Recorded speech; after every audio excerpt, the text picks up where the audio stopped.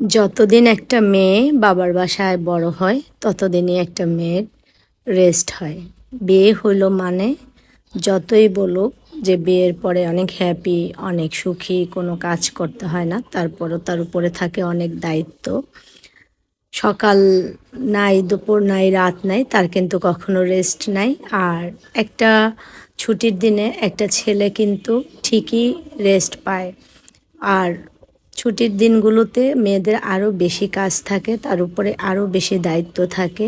Husband, শ্বশুর শাশুড়ি, তারপরে হচ্ছে বাচ্চা, জয়েন্ট ফ্যামিলি হলে আরও বেশি একটু কষ্ট। তারপরে মজাও আছে, কিন্তু একবার ভেবে দেখুন তো আপনার মা, আপনার ওয়াইফ কখনো কি রেস্ট পেয়েছে কি না। অথচ একটু কিছু হলেই বলে ফেলেন সহজে যে সারাদিন কী করো। এই কথাগুলো মাথায় রেখে মা এবং বউকে রেসপেক্ট করবেন অবশ্যই।